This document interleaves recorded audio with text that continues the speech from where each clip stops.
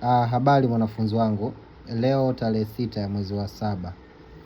Nimeandaa dawa hii hapa kwa ajili ya mgonjwa wangu mwenye changamoto ya mvuto, kutokupendwa, hususani kwa yule mtu anayetaka kupendwa ya jinsia tofauti. Kwa mfano mwanamke anataka kupendwa na wanaume au mwanaume, basi ni hii hapa, ni wito mkubwa sana. Ni funguzi kwa ajili ya kumuosha mgonjwa mwenye changamoto ya kutokupendwa. Nyota yako imeibiwa, imepotea, nyota yako hafifu imeshuka, dawa ni hii hapa. Ndio hii tunayoiandaa.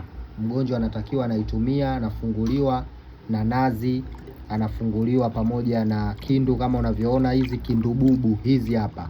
Huwezi kuzipata kokote zaidi ya kwenye mmea wenyewe wa kindu. Na sharti zake za kufuata mganga anazifahamu. Hii hapa, usipopendwa, usipoitwa, usipogunwa njiani, njoo uchome mkoba huu. Lakini pia nina zawadi kubwa leo, nzuri, napendwa kabisa. Hii hapa. Hii bwana ni 2 in 1, ni dawa ambayo ya uzazi kwa mwanamke. Ikiwa ulienda hospitali umepima, umeonekana una vimbe maji katika kizazi au vimbe katika ovary, basi hii hapa. Lakini umepima umeonekana una PID, yani pelvic inflammatory disease, basi hii ni dawa mzuri sana ya kutibu changamoto hiyo. Ikiwa wewe unatamani kuitwa mama kwa mara nyingine tena au haukuwahi kuitwa mama, basi hii hapa bwana ndio furaha yako kubwa sana. Hii ni chai tiba ambayo ukiitumia kwa hakika mimba lazima utashika.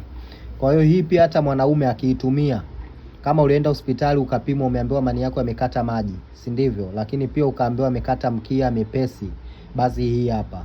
Huna uwezo wa kutungisha mimba kwa samsu yoyote ile, basi hii dawa itakusaidia sana sana sana.